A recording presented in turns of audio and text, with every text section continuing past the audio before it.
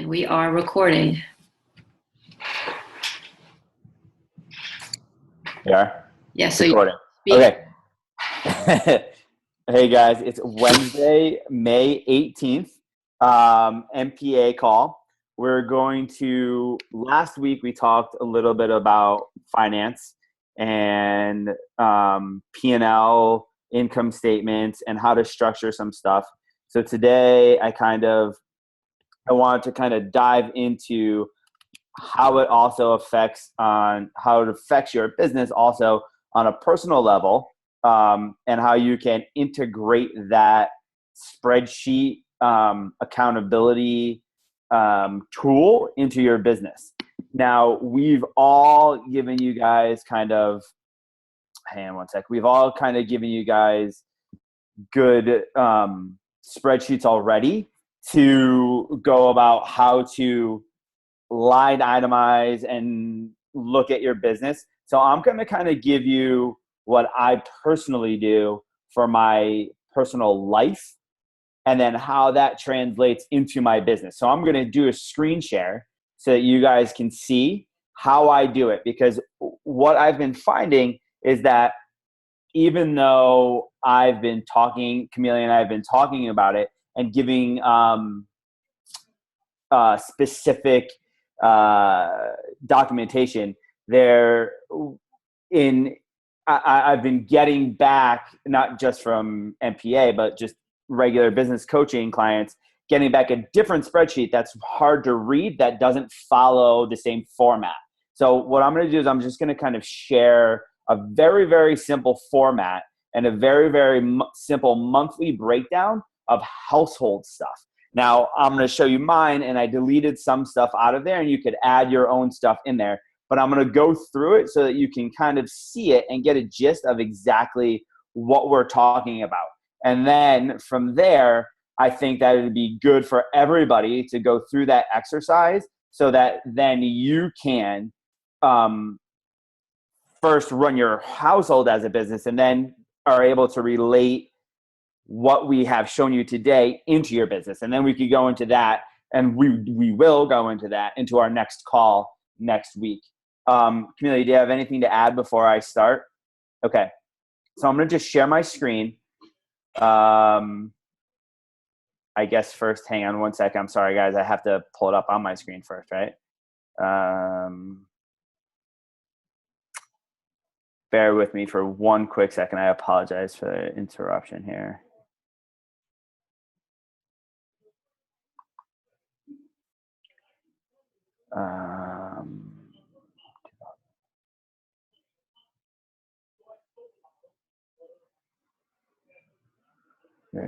You'll kind of never believe this, but no, it's not there. It should be there. Let's see here. Hang on one second. Again, I apologize, but I know I have it. So, here we go. Okay. Here we are. Okay. So I'm going to share my screen. I'm going to pull it up.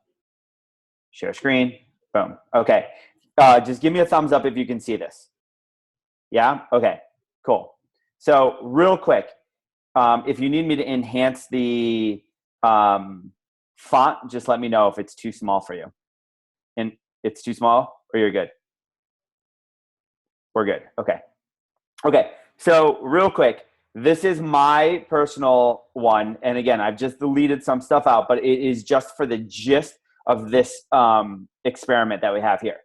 So every month, and I don't have to do it every single month because I already did it one month, and now I know how to plug numbers in. So it's just a simple plug of the number into the line item now. I don't have to create a new spreadsheet every single time. So let's just really be very basic about it. And we start at the top where it says monthly income statement. Now, next to the monthly income statement up here, you should have the date of the monthly income statement. So if it's May, it should say like May 2016, right? So it's 2000, whatever. So 2016 up here so that you know exactly what month we're looking at. Now, that is important because there are variable costs and there are fixed costs, and the variable costs are going to change. At the top of the spreadsheet, you should have your income, right? any form of income that you have. So here I deleted a bunch of mine here, but I gave you some quick examples. So your job income. What is your wage? How much are you getting paid?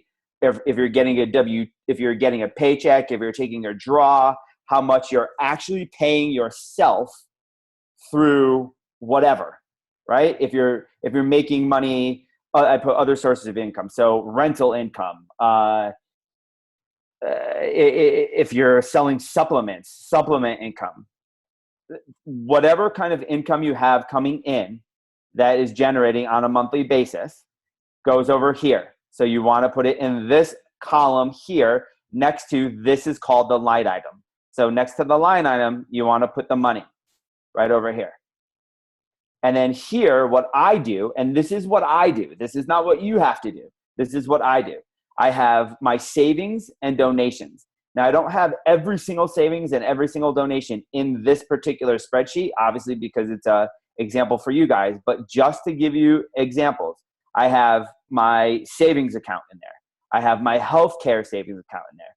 I have a vacation fund, savings for school for the kids, college savings, insurance, life insurance, investment funds, a whole bunch of different things I put here, right, under my donations. And now your donations are expenses, okay, because they're coming out.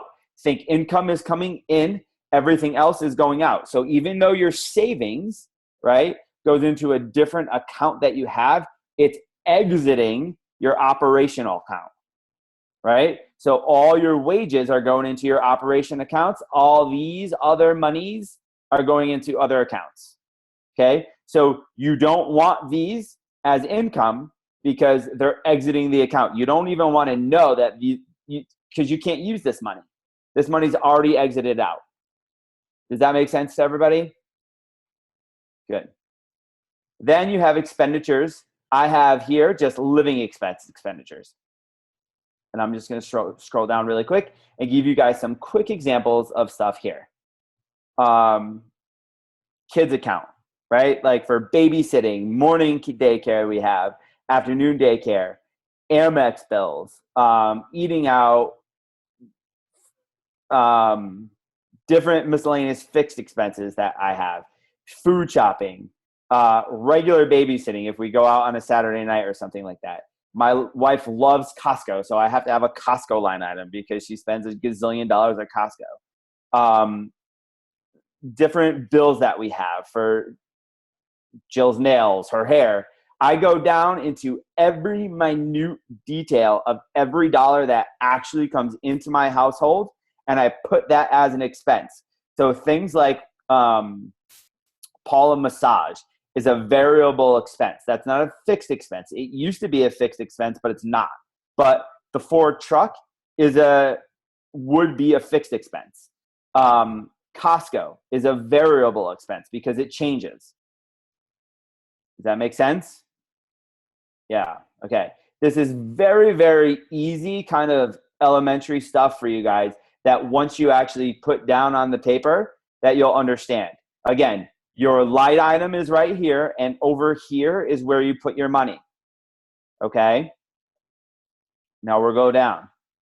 Depending on if you have how many property, if this is irrelevant, but these are just expenses, other expenses that I have.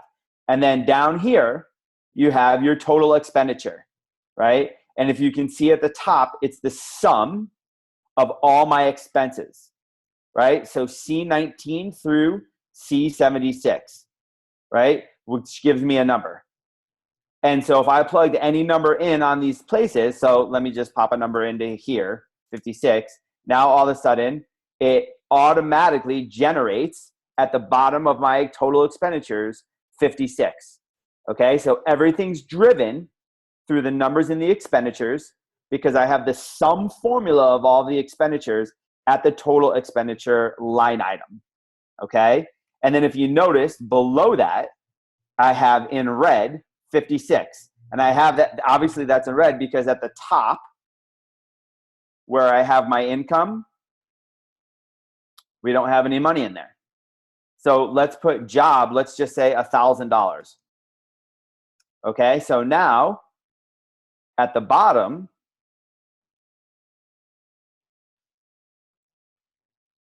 it's going to, no, it didn't change because I didn't change the formula.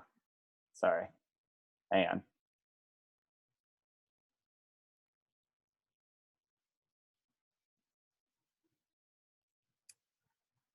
Let's see if it'll change here. It should change here.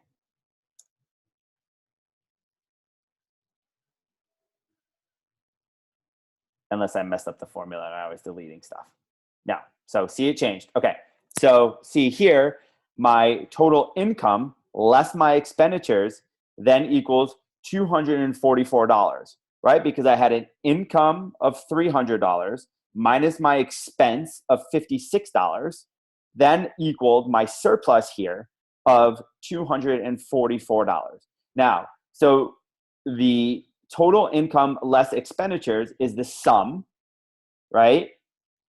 And then you take this number here, which as you see at the top of the screen in the formula, where it says sum C19 through C76.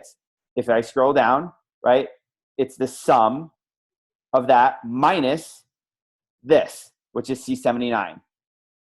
Now, C5, if I go to C5, because this is C, if you can see, it's a little bit different, right? Because C5 is, I told you I also use my savings account and investment accounts as expenses. So I use all of these others as expenses as well.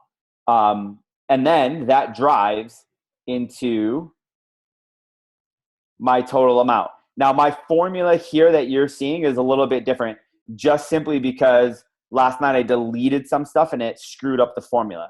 But do you get the gist of the formula, guys?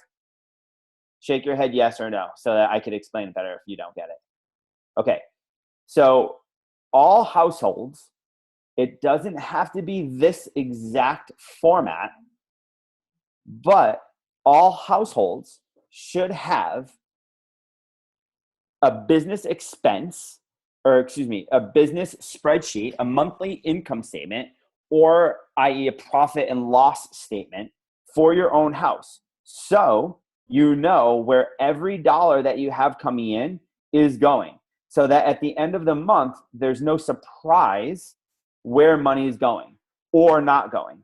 Because a lot of times we fall into the classic case of I know how much money I'm making in my head, and I know how much money in my head is going out, but for some reason at the end of the month, I don't have enough money. And then we'll run into cases where people will write it down and say, okay, I should have X amount of dollars at the end of the month, but I don't. Why? And that is simply because these detailed line items right here are crucial, because these little things like going to Costco and buying your clothes and house cleaning and all of that stuff, dog food, that sometimes we don't have on our mind as an expense, because sometimes we might pay cash for it. Sometimes we might, it's just like maybe we go to the grocery store and pick up 3 carrots and don't think about it, but that's an expense, right? And that adds into what your either surplus is going to be. Either you're going to be in the red or the black at the end of the month for your own personal life. And now this is a great way. I'm going to unshare the screen unless anyone wants me to keep this up. Are you guys cool with this?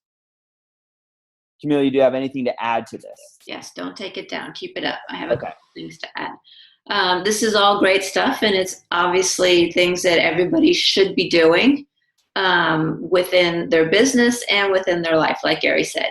A couple things to consider, and Gary, maybe you can explain how you handle it, but you have Amex listed as a line item. You need to be careful that when you're incorporating your credit card on as an expense, that the money that you're budgeting to pay out is the balance that you're carrying forward. So for example, Amex is a great example because you pay that off every month.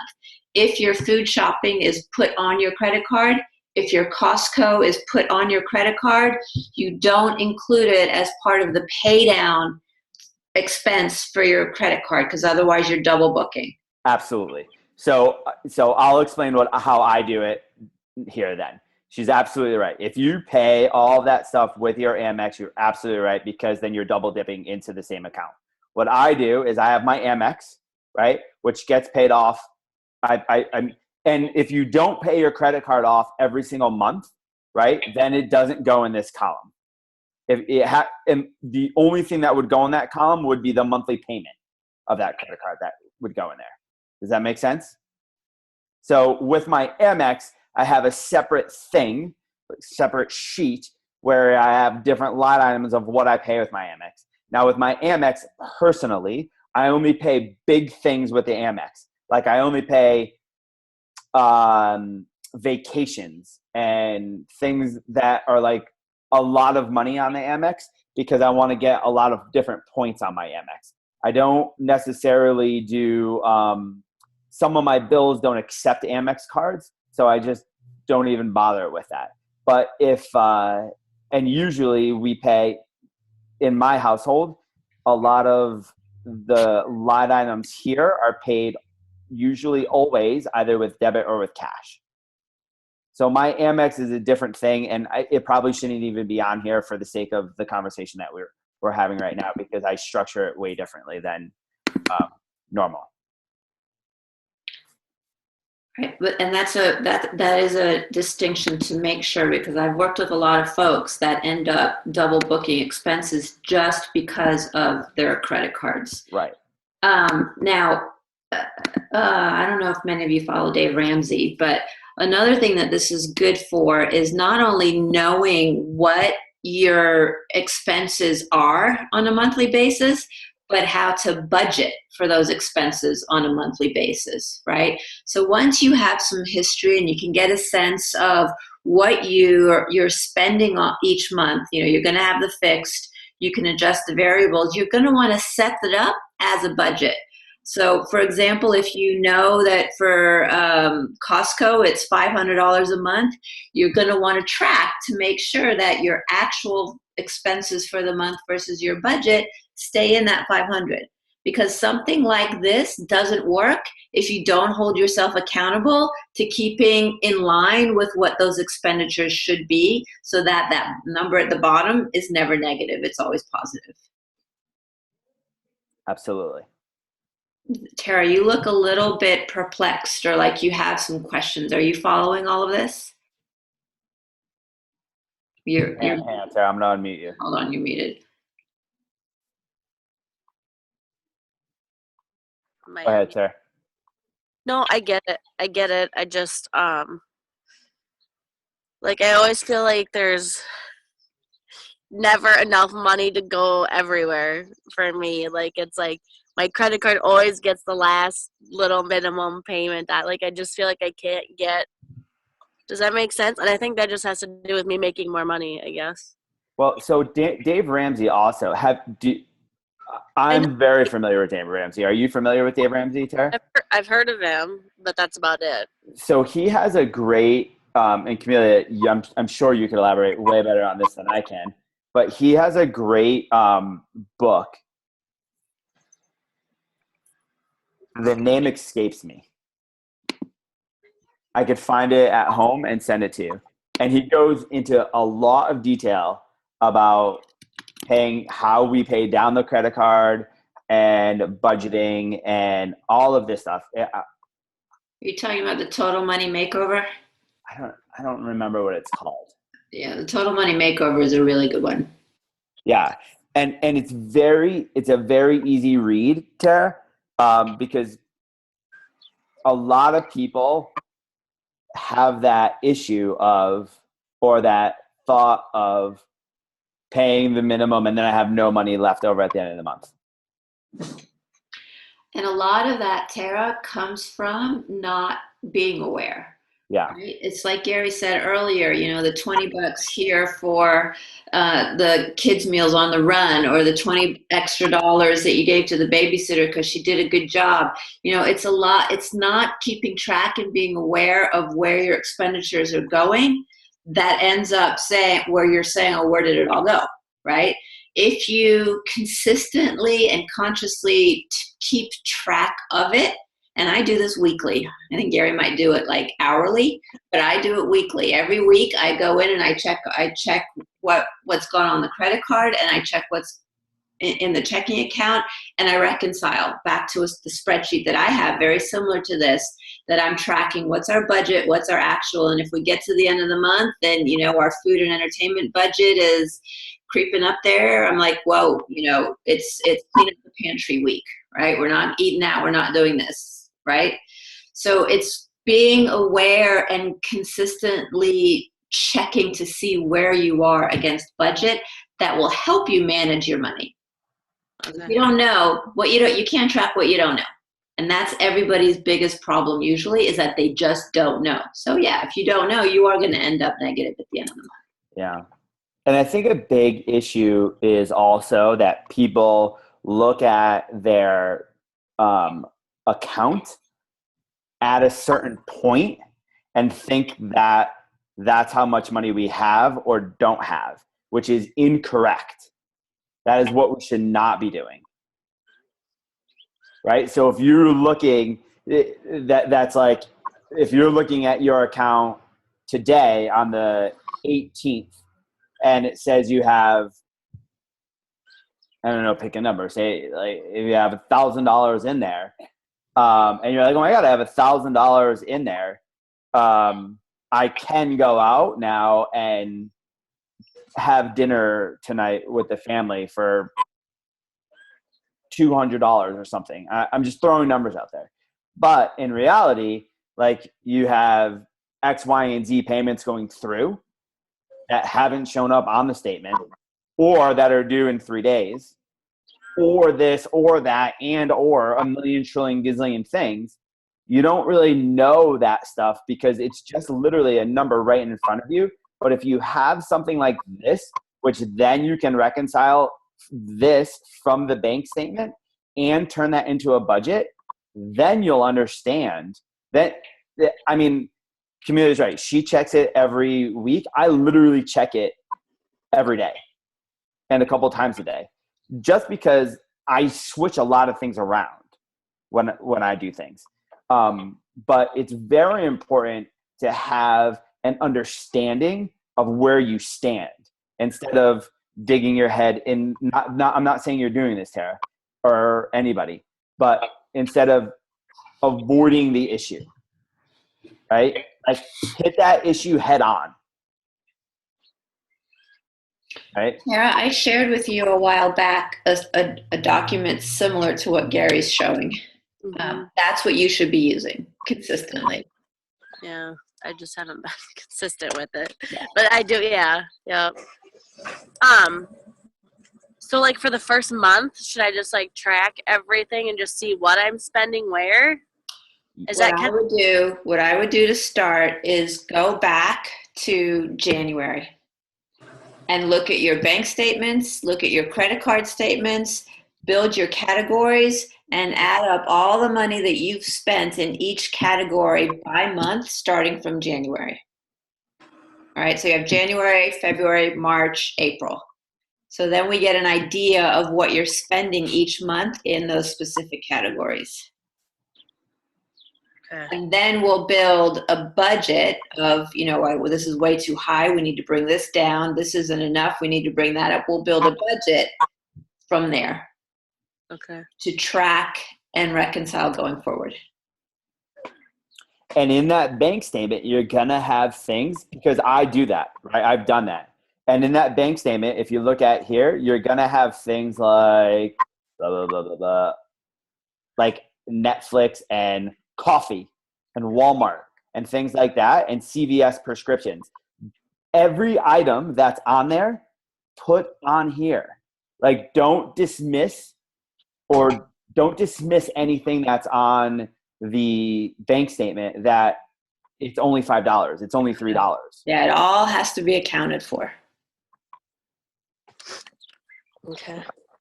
That's a big thing that people run into, is that they dismiss those little things. Now, Tara, how often are you paying in cash? Like, will you go get money out of the bank You use your debit card and then pay cash with things, or is everything usually paid through a check or credit card? Mostly like check, debit card. Okay. All right, good. So it's all tracked. So it's not like you go out and get $100 for the week and spend the $100. No, I don't usually do that. All right, we can do that eventually because that's what Dave Ramsey calls the blow fund. But until we know what the expenditures are, we want to be able to track everything. Okay. Sorry, Gary, you were about to say something. No, I wasn't. I didn't mean to interrupt you, but you're absolutely right. That's what Dave Ramsey calls, because my family does that too. And we have a ledger. We have a handwritten ledger with an envelope that has cash in that envelope in a safe in the house. And every time anyone takes $1 out of that envelope, we write it down. We write down where it goes, the date. And so I'm going to give you just a great personal example. Jill, my wife, is not good at it. So I'm super anal when it comes to it. So, but she'll write down. So I was away this weekend and we had a birthday party at the house. So I looked at the ledger on Monday because I needed to get cash for something I don't remember. And it said like pizza, whatever, something, whatever. And what I do is we have an on-hand number. So say it's, I don't know, say it's like $100 on hand, and then pizza's $10 and whatever plates are $10. And then obviously you subtract it and then you have a new on-hand number with a new on-hand date. This is how I do it. Jill just writes the numbers next to it and doesn't do anything else. So then I'm like, frig, like, how do you know how much money's in there, right? So, but it's important to, and it, even Dave Ramsey says, like, one person's good at it, one person's not good at it, right? So if you're going to be the good person at it, then you take control of that. But it's important to kind of know what that money is when it's cash in that ledger. And just like Camille said, you call it whatever you want, but we have it in just like a handwritten ledger where we know what every dollar goes outside and comes in. I'm laughing because Eric is exactly like you are. Yeah. I'm not allowed to touch it. If I need it, I get it. He tells me, okay, here, I'll write it down. Yeah. So, because at the end of the month, right? If you don't, and then all of a sudden you think that you have X amount of dollars in there, and that money's not in there, then where is it? Well, you're overdrafted. It's just like your bank account. You're overdrafted. Same thing. There you go.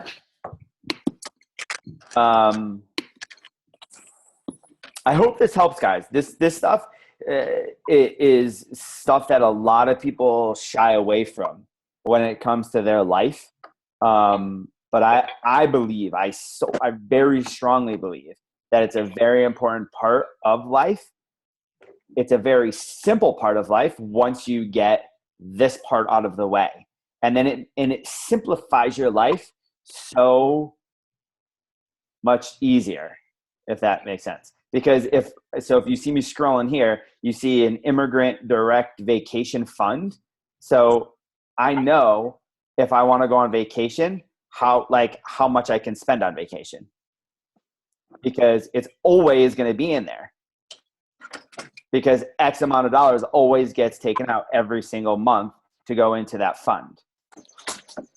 Right. So there's never any confusion.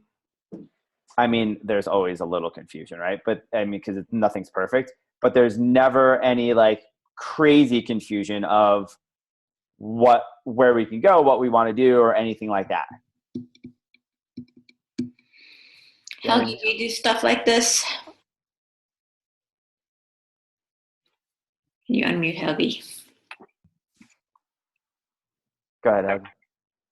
Oh, He's unmuted himself. Go ahead, Helgi. No, I don't.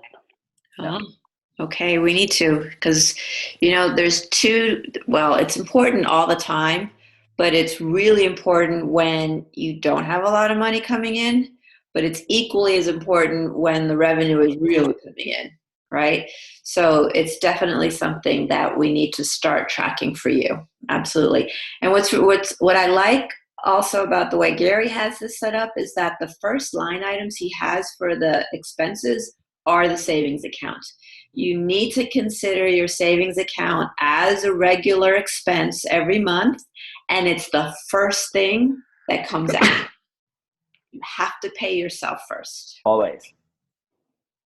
Yep. For sure. All right, so I think that next week, especially for you two, Helgi and Tara, that we bring these spreadsheets to the call. You don't have to show us the numbers, but at least show us that you've set them up and we can at least see where you stand in terms of your revenue versus expenses. And keep it really simple, right? Just keep it income minus expenses. All right. We don't have to get fancy schmancy. Some of these spreadsheets I get are like so complicated. I'm like, I feel like I read spreadsheets all day and I can't read some of these spreadsheets that I get from people because I just don't understand them. But if it's just simple income minus your expenses, it gives just a great basic number. And it really helps out in a lot of, it helps out in your relationship too. And Helgi, and I'm sure you have a great relationship with your wife, and Tara, I'm sure you have a great relationship with your husband. But when we all have, even if there's a lot of money coming in, like Camelia said, it can get very, very confusing if you don't know where the money is going. So in my opinion, what makes people kind of successful in this is going to make me whatever in like a monetary way, like fiscally, is you have to be financially literate. Like you have to understand time, money. You have to understand what that means. You have to understand whether you take $1 today or if someone's going to give you $2 3 weeks from now, which is more valuable. You have to understand that stuff so that you can make really smart, educated decisions on anything. Where your kids go to camp, how much you need to spend on camp, things like that, right? But if you're not financially literate or financially educated a little bit on this stuff, then it becomes super stressful when it doesn't have to be. I mean, like the divorce rate's super high, and the number one reason people get divorced is because of money. And sometimes it's not lack of money. It's just because people don't know what the hell a good debt, bad debt, liability, asset is with each other. And they fight about it and they feel like they don't have the money. So it's important, I guess is what I'm trying to say. Very important. Does anybody have any questions? Tara, okay, I'm going to unmute you, Tara. Go ahead, hon. Okay, so like I don't rate myself. I just have one account that I put all my income in, and then like I'll just write my grocery check out of that. So should I be like open up and I'll take my savings out of that, and I'll take, so like I just have one checking account that all my income goes in, and then like I'll just write my grocery check out of there. I'll just write my house payment out of there. So should I be like how should I do that? Because I'll tell you, like, our finances are totally separate. I have no idea. I think my husband makes, I don't even know. I can't even tell you what he makes a month. He has certain, like, I don't really know anything about his money. So I just know, like, that all my income goes in one account, and that's where I, like, make my house payment out of. That's where I make my rental payments for my facilities. That's where, like, I take my savings out of there. I take my MPA payment out of there. So should I be like paying myself a chunk out of there and just putting it in a totally different checking account and then using household expenses out of that? So we're not accountants, right? But I will tell you what would make the most sense from a tax perspective, right? Because when you pay your taxes, you want to make sure that you've segmented all of your business expenses from your household expenses, so that you have the right deductions from a tax perspective.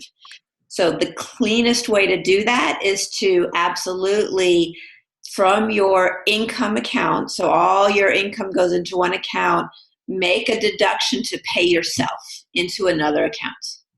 And from that account, you pay your household expenses. From the income account where you've generated all your revenue, you pay your business expenses. Keep them separate so that at the end of the year, when you do your taxes, it's much easier than having to sift through everything. Gary? Yes, I agree. You want to make it as streamlined as possible, and you want to make sure that the money that's going from one account, like if it's your personal account and it's paying for the lights in your house, right? That you can also distinguish the payment that's paying for the lights in the facility, because one is a business expense and one is a home expense, right? So one brings down revenue, taxable revenue, and one doesn't. I hope that didn't confuse you. It's not hard, Tara, to open up 2 different accounts and pay 2 separate and have a business and a home one and pay those bills differently. You could I don't know if you pay bills online or I think you said you write checks. Go ahead, Camille. You have something to say. I think for right now, Tara, for this week, let's get everything itemized. Yeah. Right. And then we can help you set up how to transfer the money and pay separately just by using that spreadsheet that you have. Right. Because if you can see it visually, you'll be able to translate it into what you need to do physically. Yeah. Start from the beginning, though. Like Camille said, it's the foundational part of it. So let's just all take a deep breath and start from the very, very basic, right? Like, let's just start from the bottom, and then we'll teach you how to work your way up from there, and what different taxations are, taxable income, and all of that different stuff. We can work our way through there, which is super simple. But first, let's just start with how much we make and how much we spend. And to Tara's point, this goes to you too, Helgi. When you create those expense items, create 2 lists, one that's home and one that's business. Because we'll need to differentiate between them. Okay. Helgi's all furrowed. Is he concentrating? He is super concentrated. He just wants to give me the finger. All right, guys. Well, do you have any questions on that? I'm good. This was a really good call. This is a really important call that every person who is an MPA should be on this call, because this is vital, very important information that everybody needs to be reminded often. All right, crew. Well, if no other questions, we're going to stop recording.